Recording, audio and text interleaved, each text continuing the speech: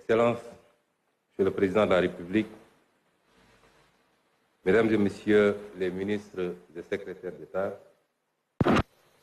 Excellences, Mesdames et Messieurs les ambassadeurs et tout corps diplomatique confondus, Mesdames et Messieurs les présidents des organisations patronales, des organisations des commerçants, des chambres consulaires et chambres des métiers, Mesdames et Messieurs les directeurs généraux, directeurs nationaux et chefs de service, Mesdames et Messieurs les représentants des partenaires financiers et sociaux, Mesdames et Messieurs les représentants des autorités religieuses et coutumières, Mesdames et Messieurs les représentants des partis politiques et de la société civile, chers invités,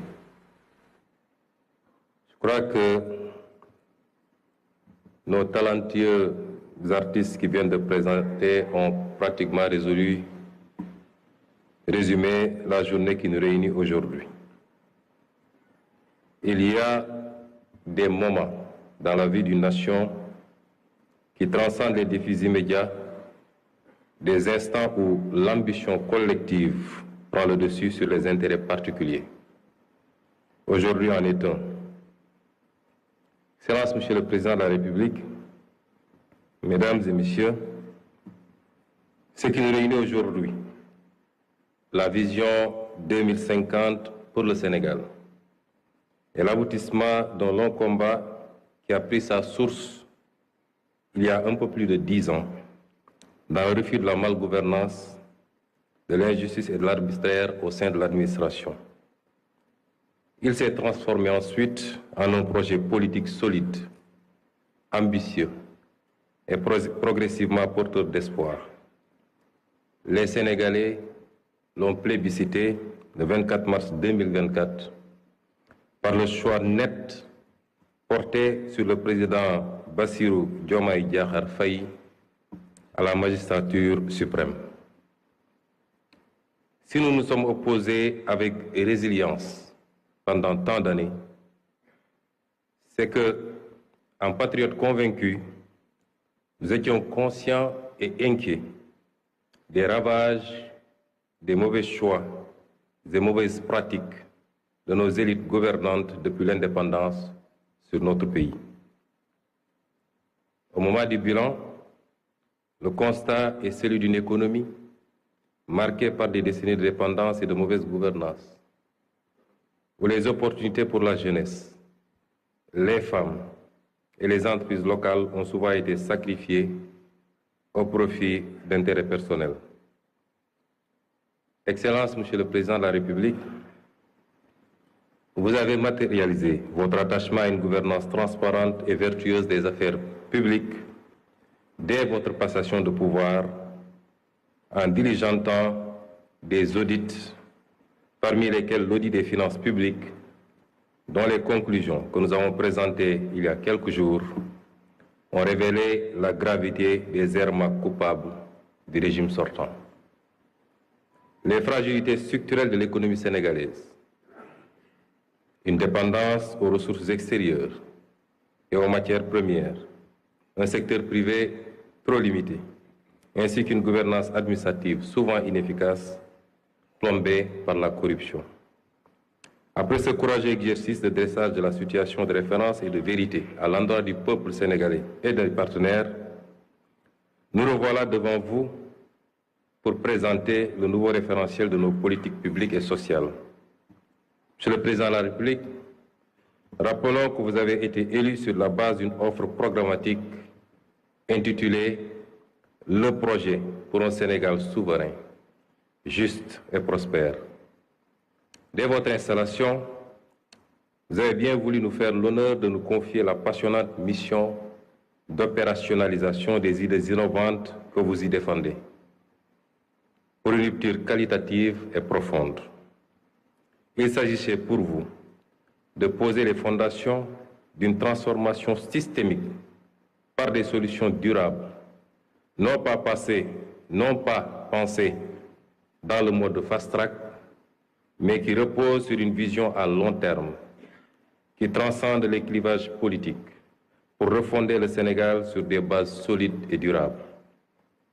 L'équipe de conception, composée d'experts de la primature et du ministère de l'économie, du plan et de la coopération, s'est immédiatement alors mise en place sous la direction du ministre de l'économie, du plan et de la coopération et du ministre secrétaire général du gouvernement sous ma supervision. À cette équipe est venue s'ajouter l'expertise du cabinet Performance, qui, dans un élan patriotique, est venu offrir sa contribution à cette phase d'élaboration du référentiel. Ce groupe de travail s'est donné corps et âme sans répit durant ces 4 derniers mois à organiser des retraites, des veilles même, pour aboutir au résultat qui nous réunit aujourd'hui. Les choix d'élaboration de ce document reflètent les options fortes de son Excellence, Monsieur le Président de la République, de faire confiance à l'expertise locale, d'une part, et d'impliquer davantage le secteur privé national dans toute définition et exécution des politiques et programmes publics. Le diagnostic stratégique qui a découlé de ce travail pour notre pays pourrait se résumer en 4 grands mots.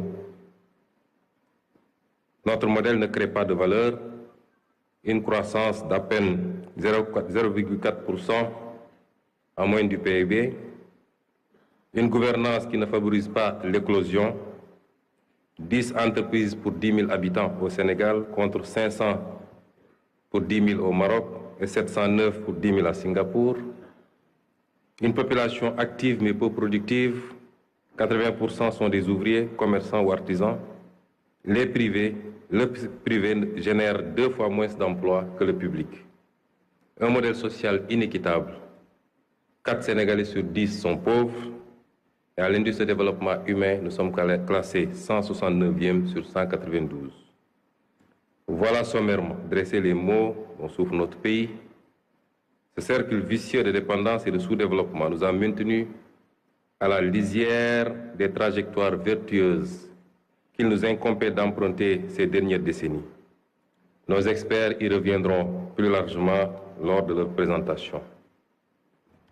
Nous savons, hélas, que nous ne pouvons plus revenir en arrière, mais nous pouvons prendre un nouveau départ. Commencer à partir de maintenant et emprunter une toute nouvelle trajectoire librement choisie, partagée et assumée. C'est la haute et noble ambition fixée par Son Excellence le Président Bassirou Diomaye Diakhar Faye. Pour y parvenir, nous ne ferons plus comme avant, courir d'une réforme à une autre, d'un projet à un autre, touchant à tout, laissant bien souvent par-ci, par-là un goût d'inachevé, et toujours dans la précipitation électoraliste et le diktat du prochain mandat. Nous avons pris le pari d'adopter un nouveau modèle de développement sur le long terme, reposant d'une part sur un État stratège qui favorisera grandement le développement de filières compétitives, de pôles territoires viables, avec des villes épicentres et un secteur privé national fort. Comment y parvenir? Notre approche repose sur une transformation systémique, incluant bien entendu une plus grande responsabilisation de nos concitoyens d'ici et de la diaspora. À l'instar des économies qui ont décollé, nous développerons quelques solides moteurs de croissance sur lesquels nous appuierons pour créer une économie compétitive, gage d'un Sénégal souverain, juste et prospère.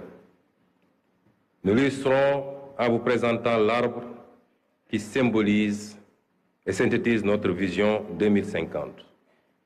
Voici le baobab, emblème national. 4 parties principales composent cet arbre majestueux, familier dans nos paysages. Des racines, un tronc, des branches et des fruits. Voilà, mesdames et messieurs, les 4 axes stratégiques de l'agenda national de transformation du Sénégal. Notre baobab repose sur de solides racines qui représentent la bonne gouvernance et l'engagement africain.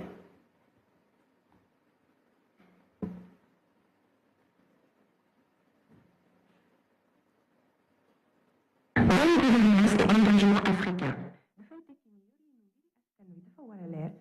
leer ci askan wi maanaam jub jubbal ak jubbanti loolu mooy indi jàmm ak dal ci noonu itam lañuy gën a dooleel lëkkaloo gi am ci suñ diggante ak yeneeni réewu Afrique yi ñu mën a àndandoo liggéey ngir mën a yegg ci mébét yi ñu bokk.